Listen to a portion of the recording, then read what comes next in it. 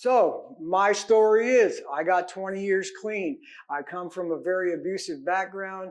I come from drugs and alcohol, but I've been clean for 20 years. And when my wife died, I needed something to do. And so I went and talked to Steve, and we talked about what the company was about. And I was really impressed by what they were doing because somebody had done it for me. And I wanted to be part of that.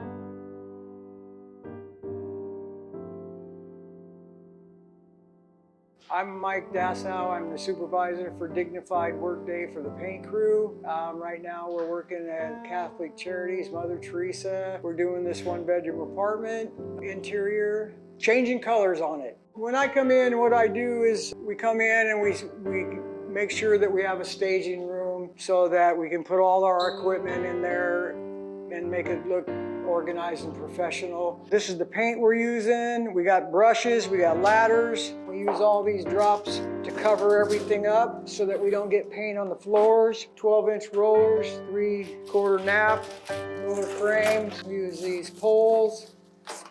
That's our equipment for painting. Caulk gun. We caulk every crack, every seam. We patch every hole. This is 12-inch paper. This is 1.5-inch tape. Here's a caulk gun with DAP caulking, paintable.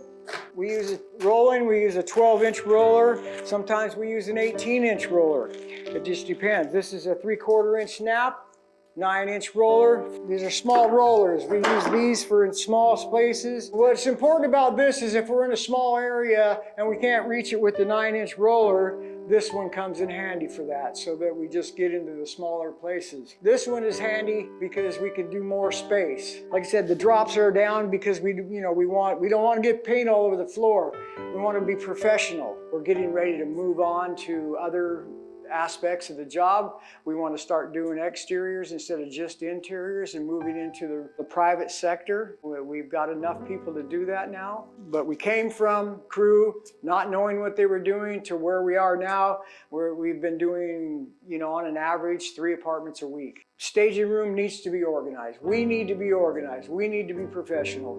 Right now we have 9 participants. I start them out masking. We're going to be painting this room a different color. We're covering the base is what we're doing. We're covering the base and the floor. If we don't get it down far enough, that means we'll have to cut that whole line in. So I'm teaching them how to do that professionally and right.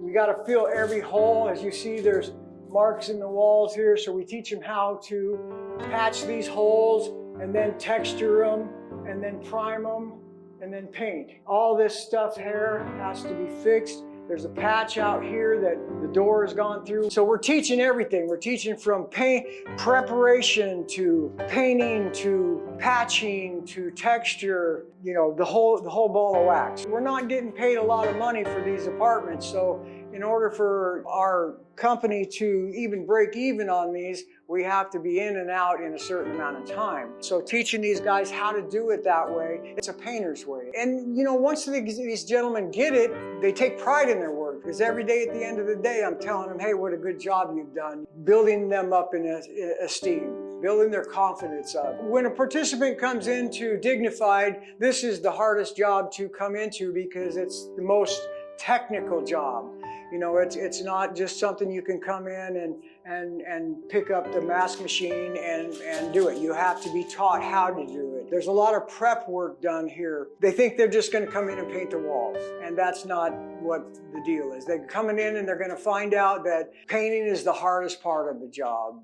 Like I said, the preparation, the patchwork, making the walls prepared enough to put paint on them. I'm trying to teach them that, life isn't all about what they want. These guys come from a homeless place. They don't have a career and they haven't been working in a long time. They're all in different ages.